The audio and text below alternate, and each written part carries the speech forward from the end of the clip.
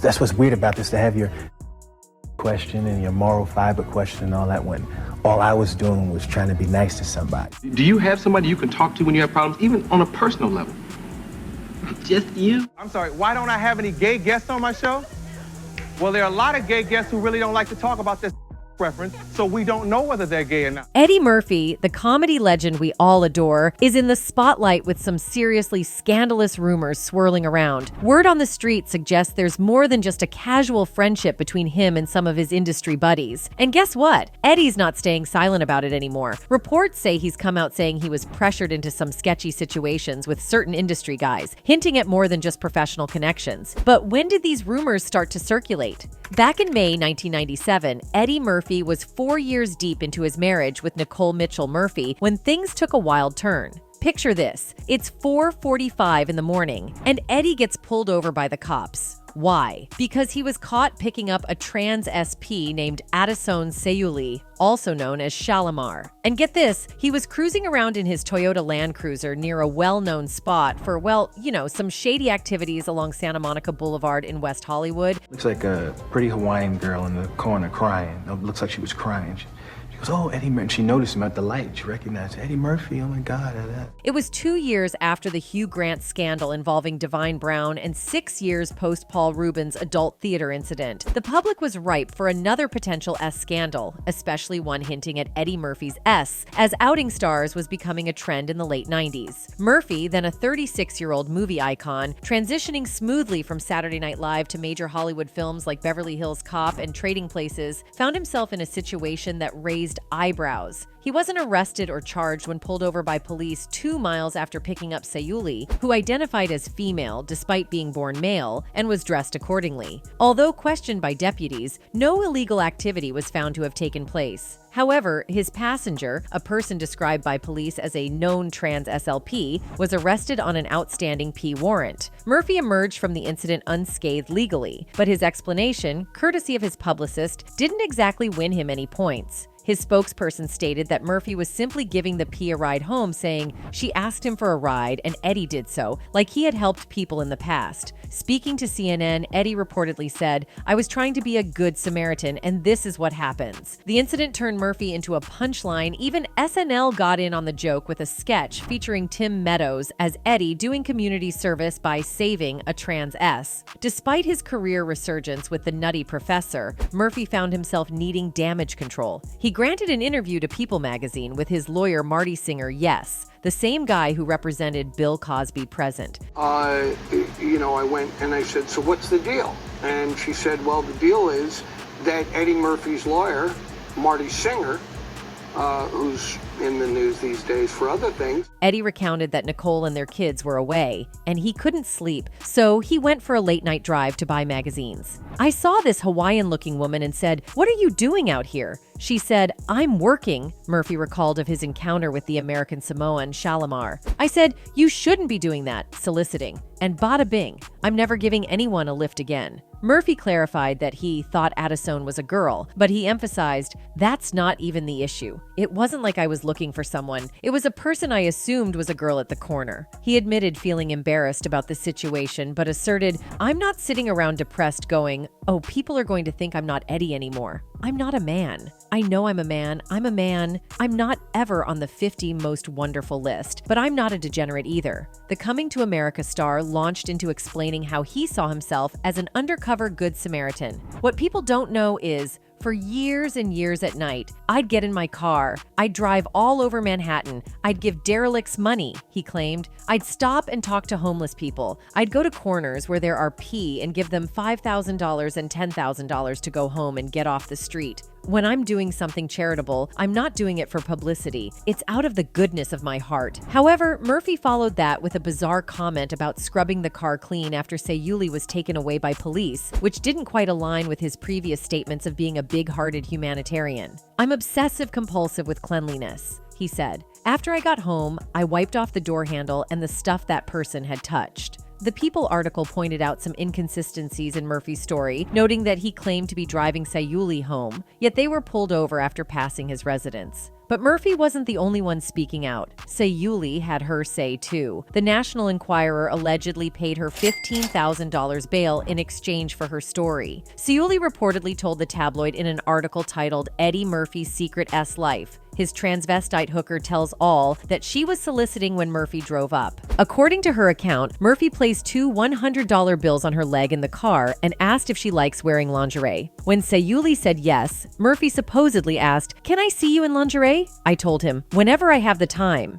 He said, "I'll make the time." Seuli also claimed they discussed their S preferences, to which she replied, "Everything." Murphy responded by suing the National Enquirer and the Globe for $5 million each, citing libel, slander, and invasion of privacy as they published interviews with Trans P. More than one came forward, alleging S relations with the actor. Eventually, he settled with the Globe and dropped the suit against the National Enquirer, though he had to cover the tabloid's legal fees. Additionally, Murphy sued Seuli's talkative cousin for $1 million for speaking to the tabloids. The outcome of that lawsuit remains unclear. Being a good Samaritan blew up in my face, basically, what happened. And I'm never giving anyone a lift again.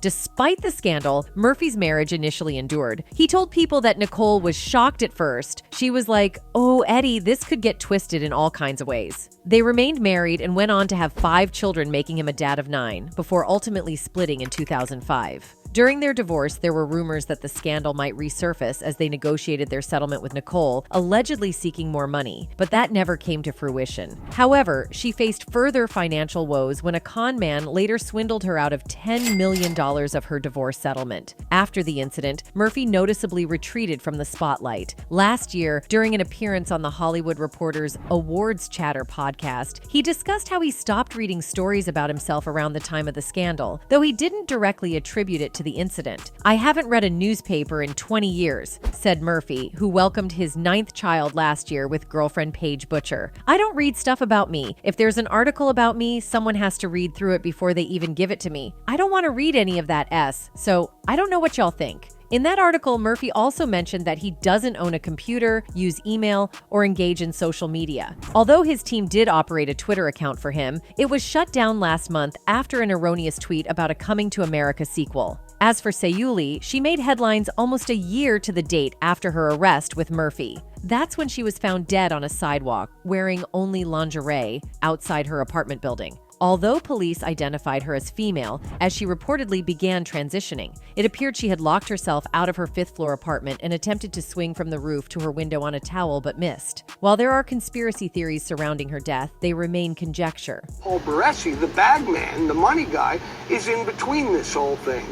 You know, bringing her in, getting paid by Singer to bring her in, and then getting her paid to change her story. Following her passing, The Village Voice published some quotes attributed to her by a performer shortly before her death, where she stated that she respected Murphy's privacy and hadn't profited from the scandal. Seuli added that what she detested most about the scandal was being called a drag queen by the press. On another occasion, tell-all figure, Tony Newman, who transitioned from male to female and worked as a transgender P in New York, claims to have insider details on some of the men in the industry. She drops names like LL Cool J, Eddie Murphy, and yes, Hot 97's Mr. C. In her book, I Rise, The Transformation of Tony Newman, she discusses her journey from being born a boy in North Carolina to working the streets of New York and engaging in various encounters. In an excerpt from the book, she says, LL Cool J was a one-time encounter and very enjoyable. The claims made by Tony Newman certainly add fuel to the ongoing controversies surrounding figures like Mr. C and Eddie Murphy. Newman alleges specific encounters and behaviors, adding more complexity to their public personas. While the content might be sensational and intriguing for some readers, it's essential to approach it with caution. Claims made in tell-all books like this can be subjective and may not always reflect the complete truth. Even though Tony Newman claims to have taken and passed a polygraph test, it's important to remember that polygraph tests aren't foolproof and can be influenced by various factors. Ultimately, whether it's worth reading depends on individual interest and discretion. While such stories can be fascinating, they should be taken with a grain of salt and balanced with other sources and perspectives. Moreover, the ex-girlfriend of New Edition and LSG singer Johnny Gill is now speaking out about their recent breakup. She tells Atlanta gossip reporter Tiffany Long that Johnny struggled struggles with his S, and that Hollywood has pressured him to appear hetero S. Johnny and I broke up earlier this year after I became curious about his friendship relationship with actor-comedian Eddie Murphy, she said. Johnny and Eddie have always been very close friends, but I couldn't compete with their relationship. It was strange. I can't even explain it, she told Atlanta Gossip. Other sources told Atlanta Gossip that Johnny Gill is actually living in a guest house on Eddie Murphy's property in California. A post taken from the blackvoices.com entertainment forum reads, "Rumors are circulating throughout Hollywood about Eddie's divorce battle. I was talking to an industry friend last night, August 15th, 05. She said Nicole got sick of putting up with him and Johnny Gill. People had warned her years ago about the down low rumors, even one of her close family members, but she chose not to believe it until she witnessed it herself." Eddie had reached a point where he didn't care anymore. He often told her he was the breadwinner, and to stop asking him stupid questions about where he was going and who he was with. He became so brazen that Johnny would come over to their house every holiday, sitting at the head of the table with Nicole and the kids. Tevin Campbell, Sugar Ray Leonard, Tyler Perry, and Shamar Moore are also heavily involved in this scenario. They tried to recruit Mike Tyson when he had money, but it wasn't his scene. Johnny is seen as pathetic. Despite being with all these men, he did not benefit. Before he reunited with New Edition, he was so broke that he lived in Sugar Ray's guest house, and people suggest his wife wasn't too happy about it. Sources say at the New Edition album release party, Johnny got extremely drunk and made a pass at P. Diddy. They also stated that the following gentlemen are involved in their circle of DL brothers: Arsenio Hall, football player Johnny Morton, and Benny Medina. They said that the reason his wife stayed pregnant was so she wouldn't be suspicious of his extracurricular activities. And when Diddy's parties are mentioned, we already know what happens there, and Eddie being there does not seem fine to his fans. And remember, he talked once against gay people, but after some time he started to speak for them? In an interview with the New York Times, the comedian, who is making a major career comeback this year with the Netflix film Dolomite Is My Name, got candid about his return to the big screen, calling this phase a bookend to his superstar days of the 80s and 90s. He also revealed that he's not terribly fond of the old stand-up material that made him a household name, specifically Raw, the 1987 follow-up to his hit Delirious. "I was a young guy processing a broken heart. You know, kind of an asshole," he said of Raw, noting that his old jokes made him cringe. "That's a bit much, my goodness," he quipped, doing an impression of himself watching the old stand-up set, which included homophobic jokes. "My word." This isn't the first time Murphy has looked back with some regret on his old material. Back in 1996, he apologized for the homophobic material in Delirious, which includes the use of gay slurs and jokes about AIDS, as well as homophobic jokes he has told over the years in other sets. "I deeply regret any pain all this has caused," he said in a statement at the time, adding that he was misinformed about AIDS. "Just like the rest of the world, I am more educated about AIDS in 1996 than I was in 1981. I think it is unfair to take the words of a misinformed 21-year-old and apply them to an informed 35-year-old man. I know how serious an issue AIDS is the world over. I know that AIDS isn't funny. It's 1996, and I'm a lot smarter about AIDS now." He vowed that he would make a broad return to stand-up and will never give it up again. However, his material will stem from a different source of inspiration. "I'm not at the center. Now my kids are, and everything revolves around them." This sudden change in his stance made people speculate his S, and they started questioning the relationship between him and Arsenio Hall. Eddie Murphy and Arsenio Hall share a bond that transcends their incredible on-screen collaborations. They are best friends in real life. Their friendship spans nearly 4 decades, originating from their days as aspiring comedians in Los Angeles. Introduced by the legendary Keenen Ivory Wayans, their connection has remained unbreakable, offering unwavering support through life's triumphs and tribulations. Keenen Wayans called me and said, "Why don't you meet us at the Improv?" Because Keenan's a New York comic, and they were friends with Eddie. And he said, "Damon, my brother is coming. You haven't met Damon." The comedic synergy between Murphy and Hall has birthed some of cinema's most legendary moments. Thus, when the time came for Eddie Murphy's induction into the NAACP Hall of Fame, Arsenio Hall gladly took on the responsibility of honoring his friend. Both Murphy and Hall are esteemed figures not only within Black culture, but also in the annals of comedy history. Keenen heard that story and introduced us.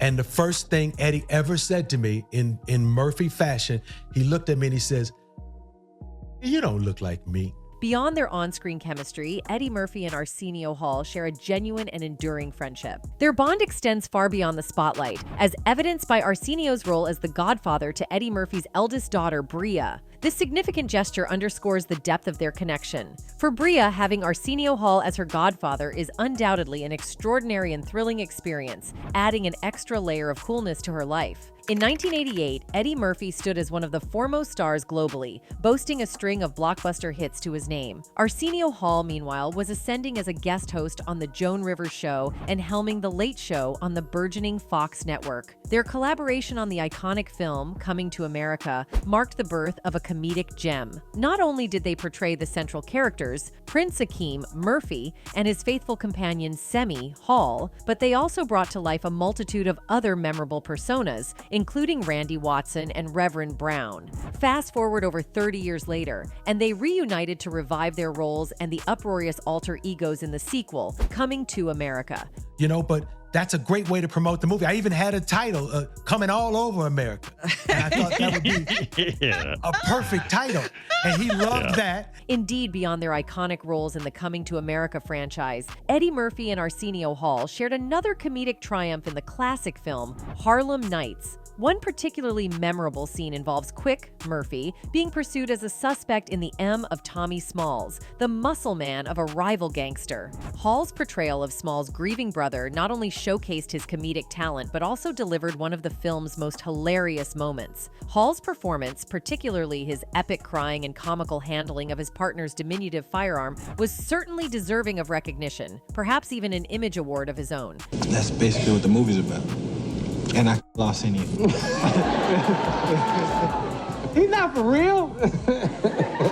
You have to see the movie. He's not really dead at the movie. During Johnny Carson's reign on The Tonight Show, Black America was captivated by the epitome of cool late-night television, The Arsenio Hall Show. From January 3rd, 1989 to May 27th, 1994, it was an appointment viewing. Hall curated a lineup of beloved musicians and actors, gracing both his interview couch and performance stage. With Eddie Murphy as a close ally, you knew the show would never lack star power. Murphy frequented the program, whether to promote his latest project or simply share laughs with his friend. As Auntie Dionne Warwick would say, that's what friends are for. In the late 1980s, amidst Eddie Murphy's leather-clad swagger and Arsenio Hall's iconic flat top, they united to form the Black Pack. This crew comprised the hottest black content creators of the era. "We have a group that I like to call the Black Pack," Murphy declared. "We basically hang out together and bounce ideas off each other." Among its members were Murphy, Hall, Paul Mooney, Robert Townsend, and Keenan Ivory Wayans.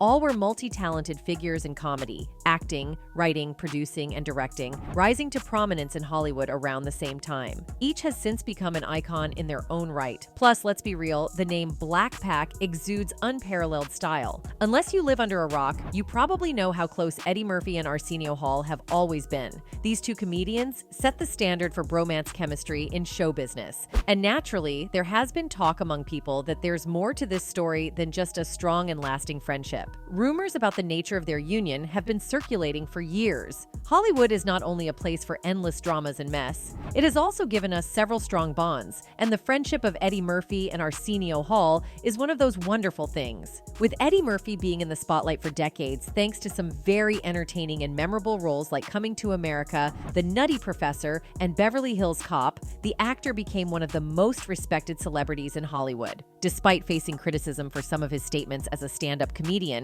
which some fans believed were quite homophobic, there has recently been talk about him being closeted for some time. People began to wonder if Eddie's close relationship with Arsenio Hall had a romantic side. What about Eddie Murphy? Did I pull his tights down too?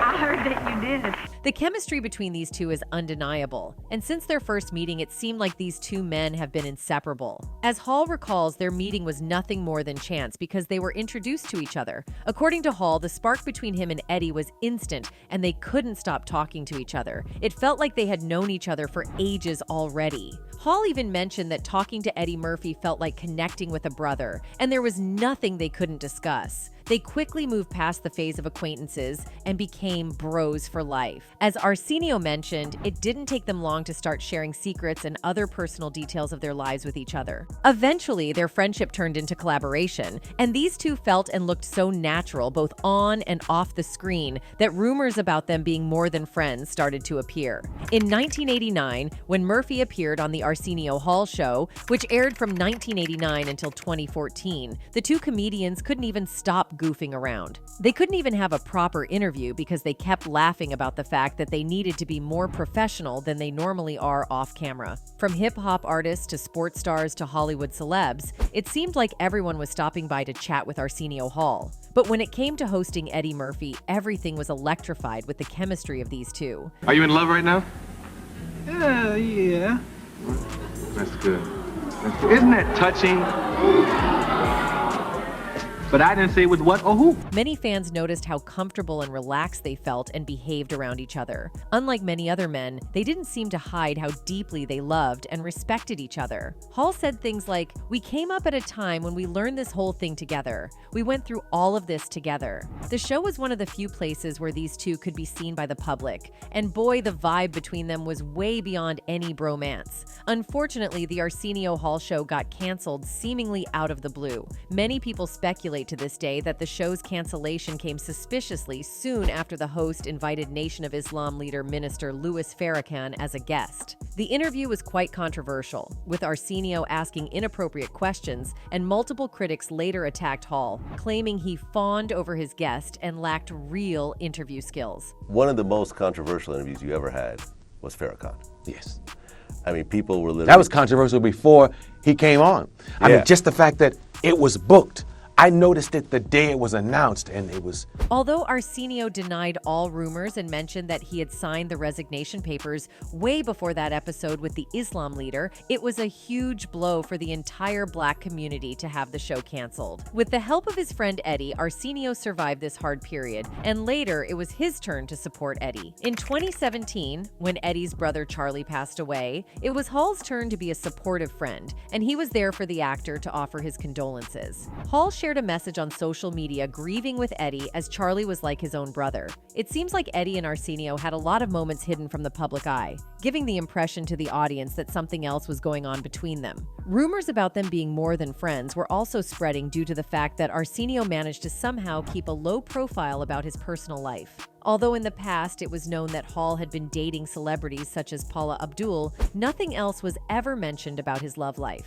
While it's his personal choice to keep such things private, such a level of secrecy only added to speculations about Arsenio Hall's S, considering the fact that he never had any openly gay guests on his show. Responding to all critics, Arsenio became quite emotional and said that coming out was not really safe for many of his guests. He added that there were actually people of different S on his show. "You think I haven't had somebody on my show because they're gay? What's wrong with you, man?" Hall yelled at a protester. "The one thing that I would not do is discriminate against a guest because of their S preference. To be honest with you, there are a lot of gay guests on this show, but it ain't none of your damn business that they're gay." Such an emotional revelation sparked more rumors about Hall's own preferences, and again, people began to discuss whether there was anything going on between him and Eddie Murphy. Many fans are convinced that Eddie was one of the closeted guests on the Arsenio Hall show, and there were many giveaways that suggested the true nature of their relationship. As one person commented, "Well, there was that time when Eddie was caught in a car with a TRNS woman and he said he was just giving her a ride." Another one added, "He was in a relationship with Arsenio, let Roseanne Barr tell it. She called him out. He didn't deny it. This was years ago. I always thought Eddie was biased." That's it for today. See you in the next video. Until then, goodbye.